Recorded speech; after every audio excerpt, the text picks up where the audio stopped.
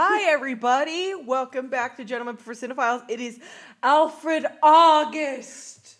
Woo-hoo! I'm here again with two special guests. Introduce yourselves. Hi, I'm Evie. I've been here all ALFRED August. And always. I wrote a paper about Hitchcock and Hideo Kojima, and so apparently I'm into this whole Hitchcock thing. So here I am. Yeah. She's going to turn it into a book one day. All of ALFRED August is us heckling Evelyn to turn it into a book. Well, now that you told me what it's about, I'm kind of going to also bully you into turning it into a book. Yeah, we're going to bully you into achieving your dreams. Yes. Achieve your dreams. You will. Achieve your dreams or we'll bully you. Writing this book isn't my dream, though. But why can't you have a more lot than of one dreams. dream? Well, yeah. It's a stepping stone to your dream. Yeah. This is something. Dream is a strong word, is all I'm saying. It's kind of like that thing where it's like, you can have more than one best friend, you can have more than one dream. That's a nice Just excuse, Evelyn. Write the book. No, just kidding. Well, the world deserves to know what you have written. About Hideo Kojima and Hitchcock. And how what if you dare meet him? Not Hitchcock, he's dead. And how dare you deprive the world of your thoughts? Yeah, Evelyn. I would if I met Hideo Kojima, I would probably just emit every bodily fluid I have at once. That's hot. He'd be love that. Like nosebleed, Yeah. bile coming up. He's like, hi, and you just immediately start nosebleeding. You just turn into a pervert in an anime. Yes. Honestly, oh my gosh. that nothing else would be more fitting now that I think about it. That's pretty iconic. Okay, Felicity, who are you? Who am I? Yeah. That's a loaded question. But I guess today I myself. I really wish that you went into that monologue. I am the sky when the moon. I am the sky when the moon touches the earth. I am the eagle that soars free. I am the wind that runs through your hair. I'm his neighbor. Who are you? I'm his neighbor. I'm sorry, Dance Me Outside is an interesting Native American movie. Dance Me Outside, how about that? I'm glad you beat me to that. Seriously though, we should do a Native American movie night too. Fuck. Sorry. Oh my god, I had a toxic ex-friend who for some reason went on this thing where she was like, I am the savior, I will compile a list of all the Native American movies. Okay, so my name is Felicity Child Smith.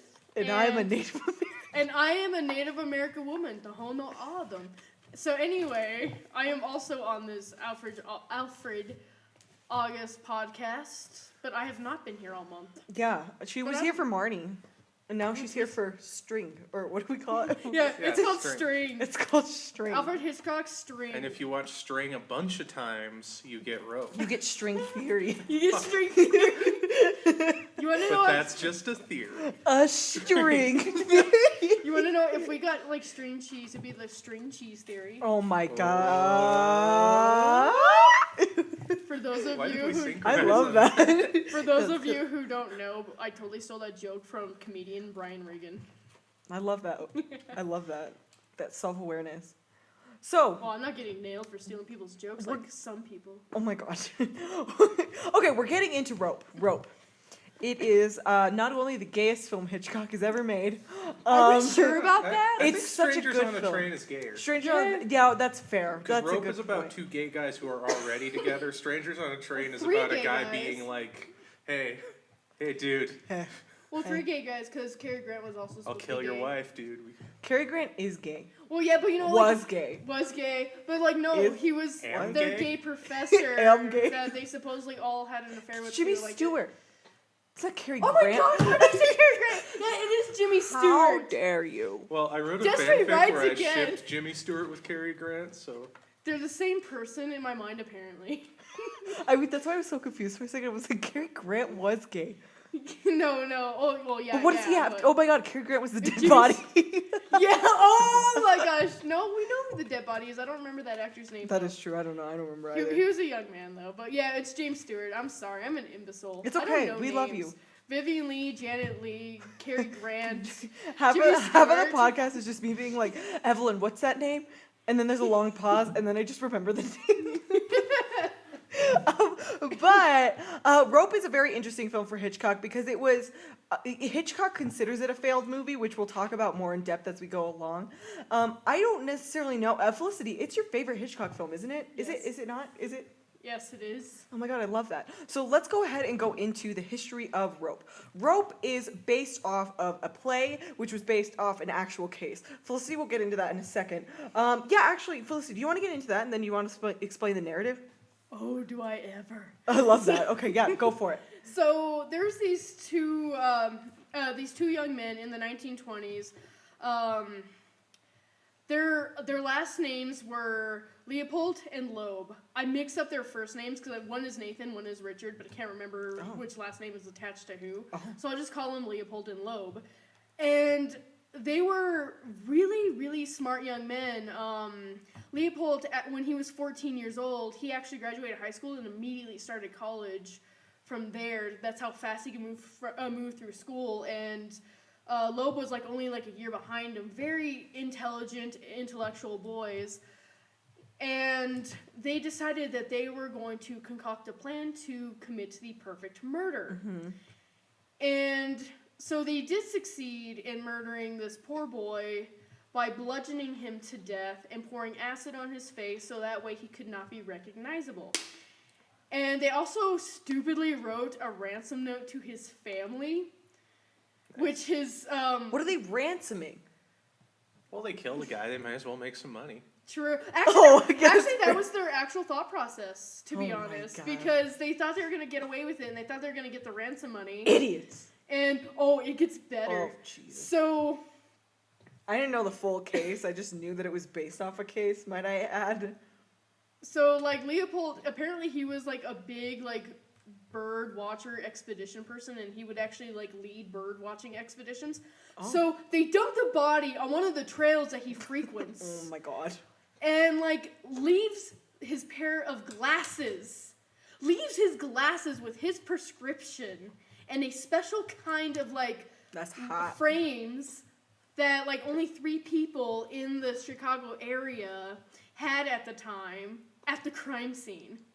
So when the body was found, they took the body. They initially thought that what is this? It's based off Funny Game. Funny Games was based off this too. Oh yeah, it is. Oh yeah. I'll get to we'll that get into in a that second. Yeah. Also, an episode of Murdoch Mysteries. Ooh. So anyway, so when they got when they recovered the body and they took it to the morgue, they thought the glasses belonged to the boy, but when the family came in to identify the body, they're just he didn't wear glasses at all. So that was their first clue. And so the other 2 people had rock solid alibis. One was abroad, and the other one was this really old lady That's hot. who could not have done this physically. That's hot. Because of how old she was. And so are you sure?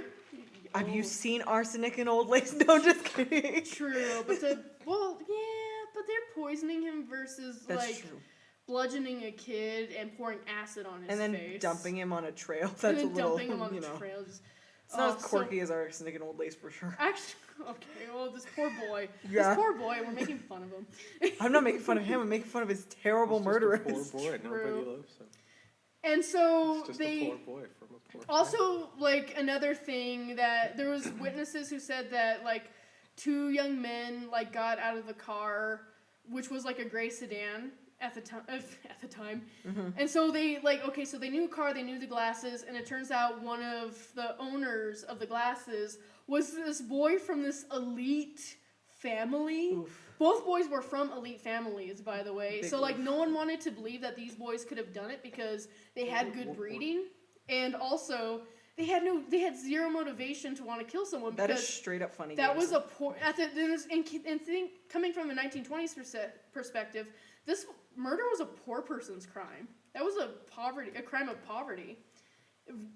I got a lot of evidence as to the contrary. Oh, there's tons of evidence, but as we talked about the last one, American perception of murder and the reasons why it occurs is really interesting, especially in the 20th century. Mm-hmm. So they interrogate the boys, and they're just oh yeah, well we were out with these girls, and they wouldn't have sex with us, so we let them go, and we just kind of partied all night and drank. So as they're like being interrogated, Mm-hmm. the cops are actually ransacking their apartment, finding letters confirming that they are in a sexual relationship with each other. So they're just like, "Oh, you're out with girls, right? Iconic. Sure." And Queen of the so night. it gets better. So oh my god. So Leopold actually was the I'm just gonna refer to it as this because Yeah. I'm sorry, nothing against this. So he was the perpetrator in the homosexual relationship. He kind of would only hang out with Loeb, and this was part of their friendship contract if he would have sex with Well, him. okay, we'll get into this when it comes to Rope, but there's definitely a clear there's a power struggle in the relationship, and it comes out in Rope a lot, but there is definitely a toxic controlling element to it. True, and everyone thought that Loeb would be the perpetrator because he wasn't as popular as Leopold, and he wasn't as charming, he wasn't as handsome. Well, we talk about culture of shame, and it's definitely mirrors a lot of cases where a culture of shame is created with one of the people in the relationship, and so people use it as a power move over others. Yeah. But yeah. Wait, Yeah, no one wanted. especially, Go ahead, sorry, man. I was gonna say, especially within LGBT relationships, because there's when abuse happens, it's often under that element of everyone else is gonna hate you for what you are, so I'm you better stick with me. Or else I'll expose you Yeah. for whatever. Yeah, so. Well, in all their relationship, not just the sexual aspect of it, but it was intellectual. Both boys considered themselves to be intellectual elites who were above everybody else, and that is kind of what allowed them to engage in the sexual relationship as well as the intellectual relationship. And they kind of bastardized because they romanticized and bastardized Nietzsche's Übermensch, and that was kind of a lot of their arguments for why they were allowed to murder someone. And also prior to this, they worked their way up to this. They would commit small crimes. They would they would steal a car. They'd steal from a store. They committed several acts of arson. They did. Oh. And that led up to the murder. And it was actually, it was Loeb who initiated murder as part of what they should, their next docket thing that they should be doing. And Leopold was all for it. He encouraged it. He goes, "Plan it out. Write it to me. Let's figure this out. How we'll do it." He really got off on this. And. But basically, it was an open and shut case because they ultimately did confess, especially when one of them realized that the other one was confessing, because they finally did separate the two boys into two different rooms, and they thought, That'll do it. oh yeah, and the person who they thought would be weaker, which was Loeb, turned out to be not only the main perpetrator but the one who confessed first. Yeah. And they also kept blaming each other all throughout the case, and it was. So it became such a media sensation that this was reported in not only the Chicago Times, but the New York Times, and all over the world. This was a big deal. Even in Britain, everybody was paying attention to this murder case. Yeah. Because the victim ceased to matter. The only thing that mattered to the media was how could elite people, good-looking elite people, commit a crime like this? This is unheard of. Because of their social standing, because of their physical appearance, because of how smart they were, how intellectual they were, how could this happen? And the boys, yes, they started to blame each other, but then they started to own it. And they also started to they enjoyed the attention, they enjoyed the interviews, they enjoyed talking about it. This was a vanity fair for the two boys. Yeah, 100%. And ultimately, when they were convicted, And we'll get into that when it comes to Rope, because Rope deals very strongly in that. And I'm not gonna get into their actual case trial. Bottom line here, they were exempt from the death penalty, which is what the prosecution was trying to go for. But also quick fun note, the defensive attorney was actually the first person to introduce psychology into the courtroom, going, well, yes, they murdered them, but why did they murder them? And they actually used temporary insanity as a defense at some point too. So ultimately, they did not get the death penalty, and they served a life sentence. And they actually didn't, because they were also elite, they actually really didn't even serve that full life sentence. And Loeb was the only one that kind of showed remorse at the end of all this, at the end of his term. So that's kind of, and even then, a lot of people don't believe that he actually did feel remorse. Yeah. Remorse, even though he claims he kind of did. And that's the background for it. Yes. So give me rope. So Rope. Give me rope. So Rope is about these two self-perceived, proclaimed elitist, intellectual, and social standing boys who kill a classmate who they deem weaker than themselves. Sounds a lot like that one German movie from Funny German Games. film class. No. Which one? Torrid? Not Torrid. Oh, crack, I'm forgetting this. I'm sorry, don't even worry about this. So anyway. Which one? What? Describe it more.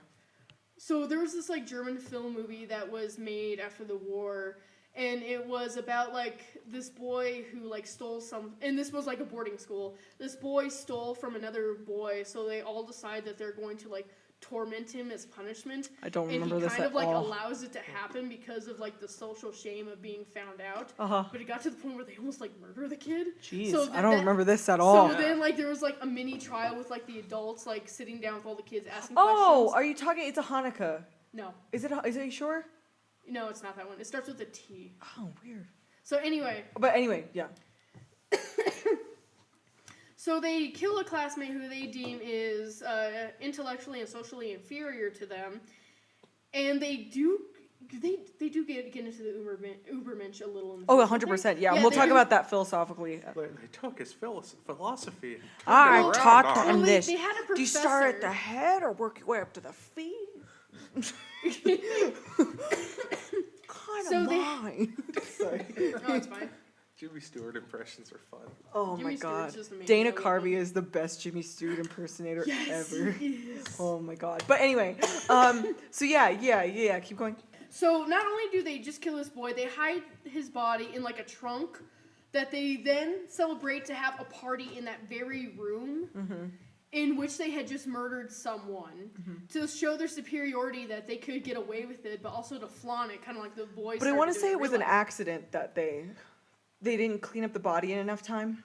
So they just end up shoving him into a piano. It was Yeah, an accident Or something. It was an accident. out of but- hubris because it Yeah. was Yeah. they were like, we don't have time to hide the body, but it's not a big deal because we're so good at this that we can just do whatever. That's kind of the idea I get. Yeah, and Rope functions technically speaking, Rope is it was based. There was a play based off this case Felicity was Okay, talking about, true. and then the play was transformed into what the movie is, Rope. And Hitchcock went the direction of using a theatrical piece that's set in one location because he wanted to play around with a lot of techniques. So Rope serves as a kind of experimental piece for Hitchcock. We'll go into that a little bit more, but the whole film takes place in this one location. And also, the whole film is in the style of one shot. So, it wasn't technically able to be done at the time because film reels would run out and it couldn't, you couldn't get a film reel big enough for one full movie. So they hide it behind they hide it with the camera movement. But yeah, so that's where it comes in of being a failed idea. I don't think that ideologically it's a failed movie for Hitchcock. From what I've heard, it's a technical fail. But what do you think? What is I that? thought you want to know what? That movie stressed me out so much because while I did not agree with what the boys were doing, I also we had this weird fear of also them getting caught. Right? It's So very there's- stressful. It's a very stressful movie. So there's a scene where the camera is placed in one room and you're watching one character in another room entirely. So there's this one scene and it's set in one room and we could see into the other room and their maid, nanny, whatever she was to them. Yeah. They don't really explain except for it was implied She's that she a raised live-in them. nanny, I think. A Yeah. live-in nanny, live-in maid, just something of that nature. Well, she She kind of serves as, we talked about this a lot during the Hitchcock series, she serves as the Freudian, She serves as like the mother figure for these two boys. Yeah. So, and she's in danger. She's in danger. The boys are in danger of being caught because like she's needing to like get something from the trunk, and like she's putting stuff on the trunk, and she's like mad that they decorated and they didn't like consult her first because she decorates. But here's the thing though, like there's such tension in that scene of like them almost getting caught and the body almost being found that like I legitimately, my back was all tense and like my shoulders hurt so much from watching this film. And a huge part of the irony is that one, Hitchcock does a really fantastical turn on the MacGuffin. Because, you know, you have this dead body, which by the end, the dead body doesn't matter, but the dead body still causes a lot of stress because of the dramatic irony. It serves that the audience knows, and everybody who kind of is coming near it, everyone's like, hook. But also, in terms of the relationship that Felicity described with the two men, in the real life case, those are really being brought to a head already, and it comes to a peak at the movie. So not only do you have... It's not only that you have these two men almost being found out, it's that on top of that you have one of them just breaking down because of it, and the other one trying to like kind of save it and keep it together. Yeah. And like I think that was also really stressful for me. It was just like either just confess or shut up. Yeah. Because, like, even that was stressing me out. He was starting to annoy me. I love that. So it's just, like, either confess or shut up because, like, you were driving me insane. Yeah. So I think technologically and narratively and cinematography-ish, I think it's cinematographically, perhaps? I can't English. Okay, English is my third language. I'm sorry. I love that. So I honestly don't see it as any kind of fail because I also like the theater aspect of it. I like the theater feel of it. I understand Hitchcock. I understand Hitchcock seeing it as a fail, but what was that, Evelyn? As I say, I also like, as someone who likes to talk about like interactive cinema and everything, I think this film, the way it plays with space does so in a way that you don't see too much in film, because I think spaces can tell you a lot. Like, I mean, the whole concept of, you know, Mizey and Skenny.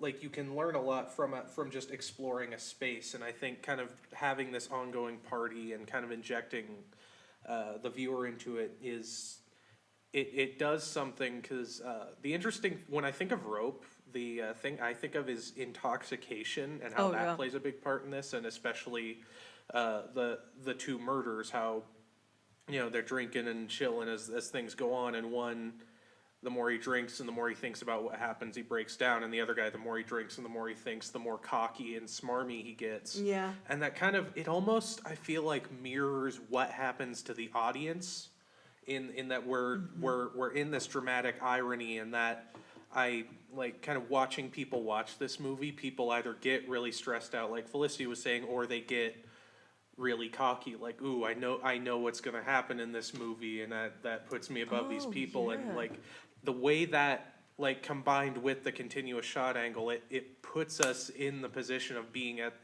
like, people in this party, and kind of, because I think it does, like, that kind of intoxication almost causes us to kind of forget what the actual conflict is here, of like between the teacher and the students, and him realizing this. And I think that was very, like, deliberate. And I mean, talking okay. So the thing is, the reason why I was stressed out is because, like, I always know that they're gonna get caught in the end because it's an old Hollywood film. But I think it like kind of just like stressed me out because how well acted and how well written the narrative is. Which is good. But Hitchcock making the deliberate decision to use the types of actors he uses is very interesting as well, which we can talk about in a little bit. But with the idea of it being failed, like kind of going back to that concept and wrapping that up, looking at one of the very first group of, like, the very first two films we talked about in Alfred August were The Man Who Knew Too Much, the 30s one, and then the remake with Doris Day and Cary Grant, Jimmy Stewart again. Wow, I'm so sorry, Jimmy Stewart. Jeez. He is spitting right now. Oh my God, yeah. He's like, God. He's like, God. How can they do this to me? Right? But I think the idea of Hitchcock is The Man Who Knew Too Much, the 30s one, was the only other film, as far as I know, that Hitchcock overtly hated that he made, you know? And I think it comes from the technological limits. Because Yeah. Hitchcock was such an anal filmmaker, and that's, in that he needed the studio control. He needed to be in control of every single element. And just the idea that wanting to do it in one shot and that being completely out of his control is something that makes sense to me why he thought of it as failed. But what were you going to say, Felicity? So family plots, okay, but Oh the man my who knew God, too, right? the man who knew too much, no good. I'm like, ugh, I Frenzy. don't- Frenzy's excellent. Screw the man who knew too much from the 30s. I'm like, okay, Hitchcock, whatever you wanted to say. I just like have to family plot. I like family. Okay, let me put it this way: because I- it's so campy, I enjoy family plots, but I kind of make fun of the fact that like family plots, okay, the man who knew too much, no good. I'm not the biggest lover of late Hitchcock movies, I'm gonna be real. I'm thinking of doing a little mini series of the late Hitchcock films, but we'll talk about that come Yeah. next year, baby. But what? I like Frenzy, but that's also because I like Hammer films, and I feel like yeah. there's like some Yeah, mood crossover there. that's fair. That's completely fair. And say I'm also a fan of the Hammer films. Family as well. Plot is the one though where she's pretending to be a psychic, right? Yes. That's Is she pretending, or is Is she a she- psychic? Just Felicity. These and thus the two different sides of the rope coin were just viewed in the podcast. We have the There's a So- whole angle with psychics in Metal Gear too, but that's another podcast. that's another podcast. Also a good topic for a book chapter. True. All right, so Perhaps a book about Hideo Kojima and Hitchcock. Nobody'd read that. Oh my gosh. So to last tie into You can't summary see, but I'm of. glaring at Evelyn like a comic book villain. Anyway. Also, she's wearing a Pulp Fiction shirt with Uma Thurman also glaring at Evelyn, so it's great. Yeah, so it's Uma and I are both, they're just kidding. All right, Uma so can glare all she wants. Yeah. to tie in loose ends with the rope summary, so they also invite the parents over of the boy they killed. They're also trying to create uncomfortable situations by bringing over like a girl who's dating the dead boy, but like inviting her ex to also come join the party. So they're intentionally trying to make people uncomfortable and also trying to like, oh, how is your son? Too bad he couldn't come. I would love to ask, I'm actually going to ask you a follow-up question to that, because I Yes. think it's very interesting that you're phrasing it in terms of they. Why do you think it's both of them and not one over the other? Of the two boys? Yeah, no, I'm very intrigued. Well, even if one is uncomfortable in the moment, he was still there He to plan. orchestrated. Yeah, no, I love that. He orchestrated. He was there to plan it. He knew what he was getting into. He didn't understand that the wave of emotions that he was going to experience after the fact, but going into it, he was all for it. I love that, yeah. And also because they also wanted to appeal to this professor that they like so much, which is the James Stewart character. Which I would love to talk about because that's my favorite thing. So the whole Yes. angle with the professor is very intriguing to me. One, because I love Jimmy Stewart, and he's such a cute, tall boy. He's a tall glass of water. And Erynn really I'm- likes cute, tall professors. Oh my gosh! Oh dear Lord! You have to Oh keep my that in. doll! If I get called out right now in my podcast. I'm just kidding. In my home, where my children sleep and play with their toys. So we Evelyn and I have like ugly doll toys, and we pick them up to make them also glare at Erynn Yeah. because they look traumatized. So in I'm general. 4-1 right now, guys. But so Jimmy Stewart, he's in this place where he's a mentor to these boys, and it brings up interesting philosophical questions because Jimmy Stewart was the professor who taught them about, the idea of moral superiority and what the Ubermensch is, and they. In a lot of ways, they misinterpret it, and Jimmy Stewart is left with the question of, and the film doesn't answer the question, but it's like, how, and it could even be seen as an allegory for fascism, which, that's a whole, we're not that's a whole other topic, but, how much responsibility does somebody who is, discussing these topics have?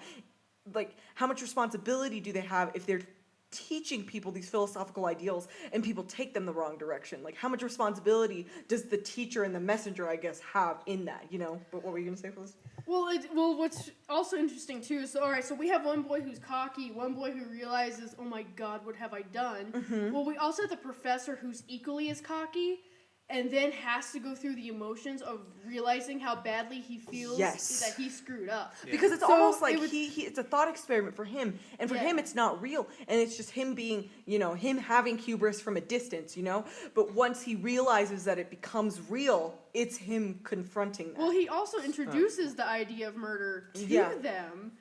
And since it is implied that they've all been together, all three of them sexually too, so it's like this weird little cluster of like... Which we'll talk about the gay lens in a little bit. Oh, but- yeah, we will. This little cluster of like, we're all intellectual men who are above everybody else. Well, and I love the mentality. idea of like sexuality being equated to the intellectualism, because for these boys, they're like, you know, gay lens or not, you know. For these boys, they're like, we have this professor because we're on the same intellectual level as him, when it's not that. But what was that? What you said about the thought experiment is an interesting point. Like, it's interesting to look at that in terms of academia, because that's something that people even still kind of, like a thing people even kind of bring up today, is the concept of people who like get so sort of spend so much time in the academic world that they sort of forget about the real world that these ideas get applied to by everyone Yeah, else. And 100%. That's really, you know, that's very strongly at the center of this. Well, it's an interesting mindset, because it's like, I am intellectually superior because I don't have to suffer the human condition. Yeah. It's a weird elitism. No, it's 100%, and it's the kind of hubris that I think Hitchcock is trying to confront in this, and also it's a hubris that is still not. And I think the reason why Rope is more successful today than it was probably in its time, you know, aside from the technical elements, but it's because, you know, this whole narrative of, you know, how much responsibility do scholars have when they're not experiencing the actual, you know, the real world, I suppose. Yeah. That's something that scholars don't like to talk about. Yeah. Yeah, scholars don't like it, and rhetoric is so impactful, you know, ethos, Yeah. pathos, logos, kairos, all of those techniques are so significant, but, you know, nobody likes to talk about the real world effect that these ideologies have in the real world. You know, scholars don't like to take responsibility for that. Yeah. I'm a history master's major right now, and like it's really kind of strange watching my colleagues who oddly have the same elitist views as these characters. They're not planning on like killing anyone. Yeah, but I mean, That Jimmy I'm Stewart aware wasn't of. planning on killing anybody either, True. you know? But like it's really strange because they want to do all of these like what if scenarios, and I'm like, it's history, guys. It already happened. Yeah. There is no what if scenarios. 100%, yeah. Mm. Like we can like theorize about like, well, what if Hitler was actually killed during World War I? All we want, but the fact of the matter is World War II still happened. Yeah. Well, you see, if they would have waited to invade Russia, it would have been totally different. And see that's another thing too, is like it's this weird like elitism, like they're pretending they can control the past Yeah. because they feel like they're in control of like what is going on in the current Well, and also it's like current time period too. it's also weird. an element Yeah. of, and with Jimmy Stewart talking about it in terms of the Ubermensch, it's also like I find that it's reflected in Rope too, but it's also this idea of, you know, this elitism in terms of understanding the past, when like in reality, you know, nobody can ever really understand the past because Yeah. we never really lived it. You know what I mean? Yeah. Also, knowledge doesn't equate to control, and I think that's Yeah. that's a big thing here. Yeah. 100%. That's another like just downfall. I'm like, yeah, you're smart, but like, if that's all you have, Yeah. you're not that you can't make a living on just being And smart. it's almost safe too, because you know you Yeah. don't have the impact of your actions. Like Nick and I talked about this on our Warren Film podcast, where you know there's a difference between the people actually living it and the people strategizing through it on an intellectual Yeah. kind of level. And those experiences are very different, but when they come to a head together, it's almost like, you know, it's like Jimmy Stewart being confronted in this film, which is also excellently acted by Jimmy Stewart, and it's such an amazing moment in the film for sure. To be honest, the two boys, I was very impressed with the two boys too. They are They were because really good are for they their they're age. were they technically B actors? Were they? Let's They talk weren't, about like, this. big names. They weren't big names. I Yeah, know because that. I know but Hitchcock deliberately picked two not big named actors. They were. That's a shame because they're Because I know, wasn't one of them in Strangers on a Train, or one of them was yeah, in... Yeah. Philip, the guilty one, Yeah, was Yeah. the it main was. guy in Strangers on a Train. Mm-hmm.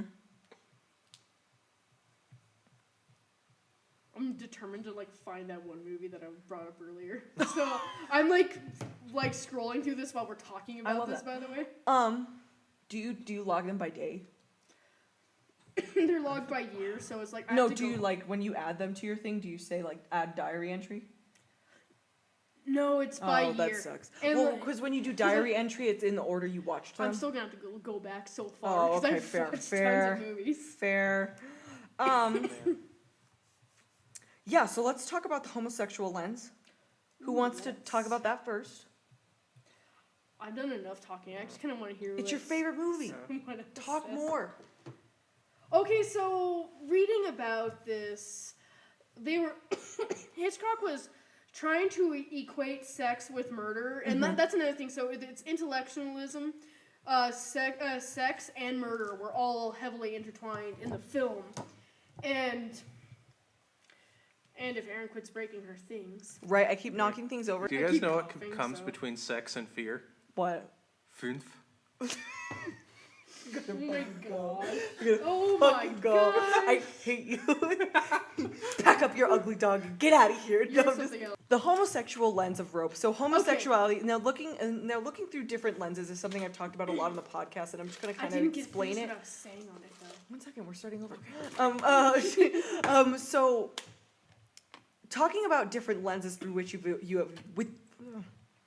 talking about different lenses through which you view a film, it's essentially saying that when you watch a movie, you watch it strictly for one point of view. So specifically, you can watch a movie and you can watch it through a feminist lens. So you're looking for things where it's discussing feminism. You can watch a movie through, a homosexual lens, where you look at the film through the lens of homes. Does that make sense? Yes. Are you understanding homosexuality, or is it the lens itself that's homosexual? Oh my god, the question. I have no idea. But Felicity, will you go ahead and start for us? Rope is your favorite Hitchcock film, so you keep getting put on the spot.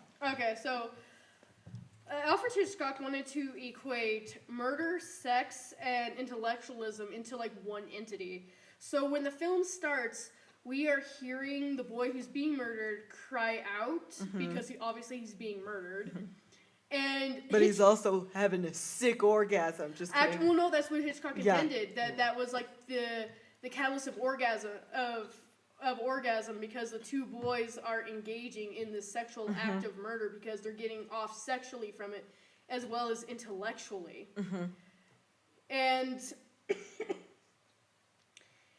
And that's kind of just like the entire film just has these moments where it is a sexual, intellectual, and murderous entity all rolled into one.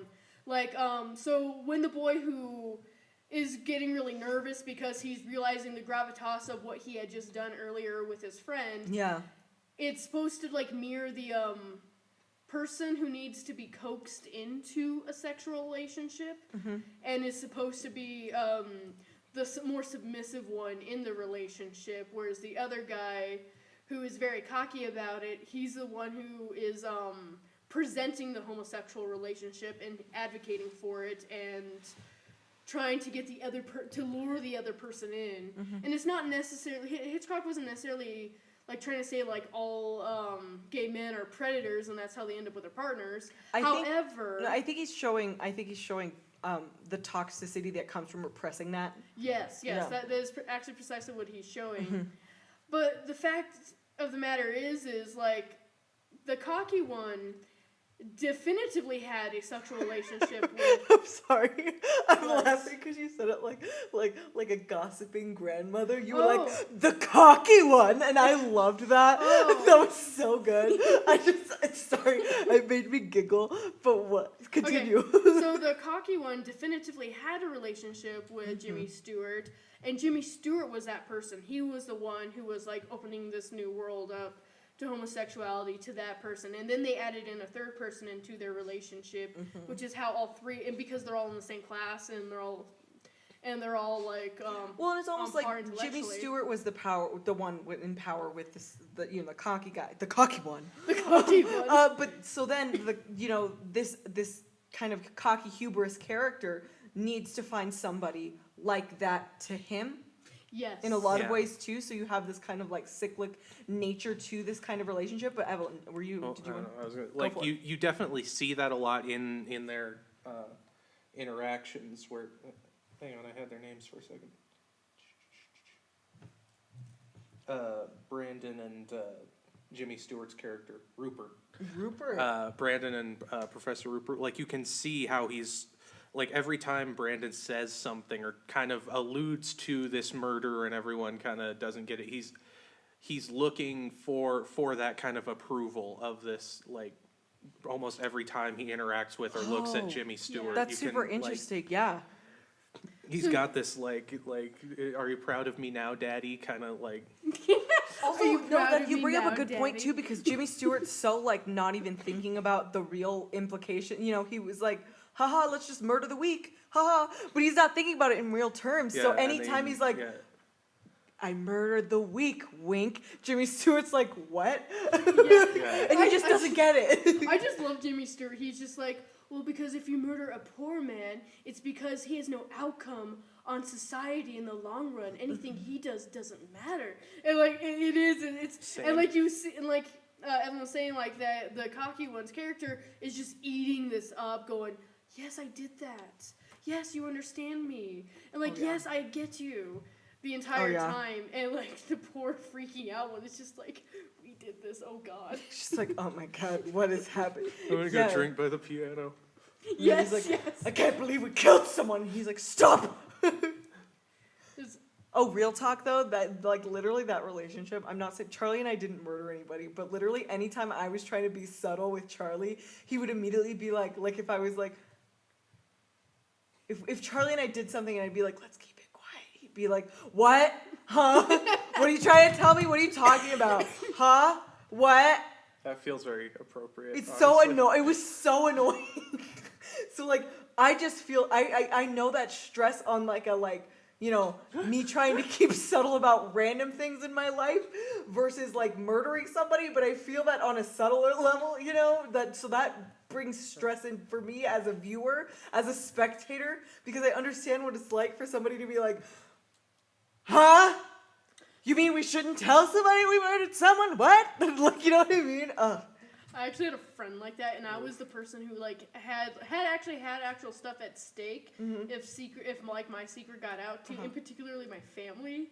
So Oh, no. and like this friend just flat out would not get it, and like at some point we actually would only like stay over at her house just so that way she could like be as loud about everything as humanly possible. And what I mean by that is like my family was like weird of what I was and was not allowed to watch. Oh, and like okay. those were like the main secrets I kept Yeah, was that's like, fair. how dare I watch Brokeback Mountain? How dare I watch? I don't know. Well, it's like, it's how like, dare I watch Memoirs of a Geisha? It's like, I never had this experience, but if you're like a high schooler and you like go smoke with your friends and then you go home and then you smell like smoke. yeah, and then your mom's like, what's that smell? And your friend's like, not smoke. It's like that. Like, It is. you're just like, fuck, dude. Like there's like this weird thing is like I actually like had to hide from my family that I actually had like seen like Eli Roth Hostel.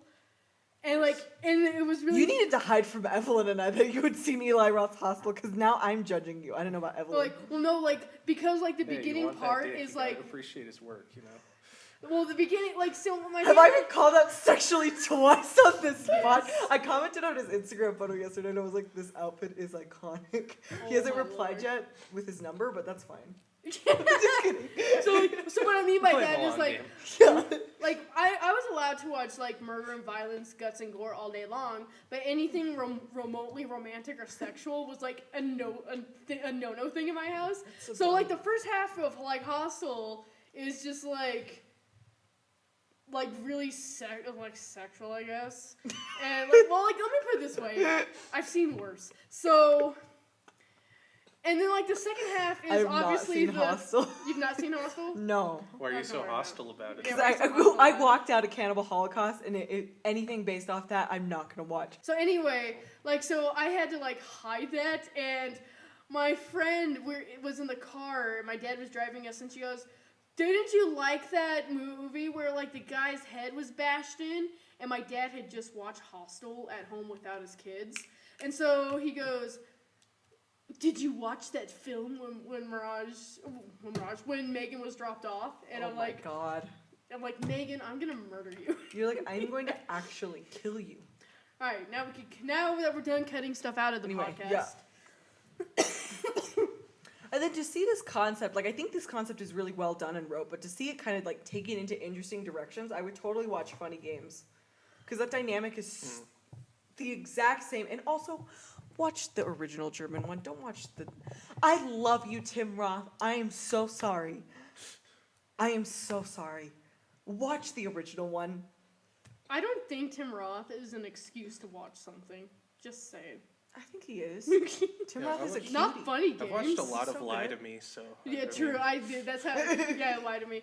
But like, But like it's just the original Funny Games hits way harder than the remake. yeah. Well, there's a whole like you did a podcast on this. There's a whole cultural context that we just don't have Yeah, in the American remake. 100%. Yeah. So, because American elitism is weird. That's all I gotta say about that. But like the reason why I actually kind of wanted to be on this podcast too is like I actually like had seen Murder by Numbers, that 2002 film, and then like I found out like a few years later after watching that was based off of Rope, which like made me spiral down. And apparently like Compulsion was based off of Rope, and That's iconic. and like, oh, there's like 3-4 other movies that are based on Rope. And they all, like, apparently, like, a lot of the people didn't realize that Rope was based on the actual murder case. Yeah. And Oh yeah, 100%. And so, like, well, because I think they're a lot all, of people like, stop trying at the theater. Yeah. The play. You know. And, like, what was really interesting, too, is because, like, you could tell they're ripping off Rope's take on that type of situation directly and Yikes. totally ignoring, like, the actual case itself. Where I do feel like Rope, kind of did take a little bit more from the case. Yeah. The like, especially with the enjoy, because like, so you Well, had and the dynamic between the two men is so much more like the case. I think. Yeah. where like, so Murder by Numbers, from my memory, I'm sorry, I hadn't seen it since 2002. They're not like a I was like, literally like maybe 7 in 2002. You want to know? I was 10 years old. Wait, how? I love how you're. I'll be like, I was 10 was years old, 9. and they did not do that murder case justice. Just say, well, they omitted like I love that. the intimate relationship between the boys, and like they did try to for Murder by Numbers, they did try to have like one who was seemingly like the more innocent one, and it turns out he was the perpetrator. So that's like the closest you get to the original case, but it's not the sexual because relationship is so important because it's not an anti-LGBTQ plus thing. It's early in- 2000s it totally is. No, but I mean in Rope. I'm talking Rope. Oh, Rope, yeah. Because it's so important to put in because it's showcasing when you repress those feelings, how it comes out in toxic ways, how you act on it in toxic ways if you're repressing it.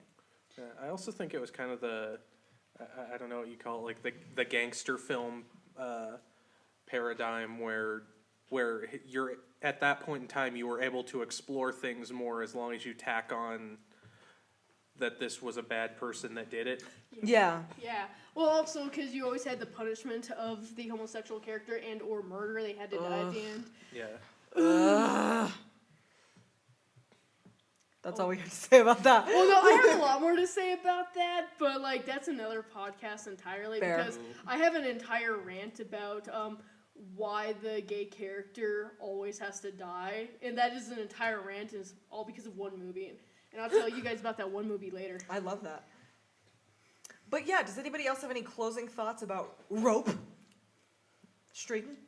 String. Oh yes, we're remaking Rope, but we're calling it String, and it's a parody. We're calling it String, and we're gonna show up Hitchcock because we can actually do it in one shot, bitch. We're just kidding. And then there's Alfred Hitchcock in his grave. Team Super would never.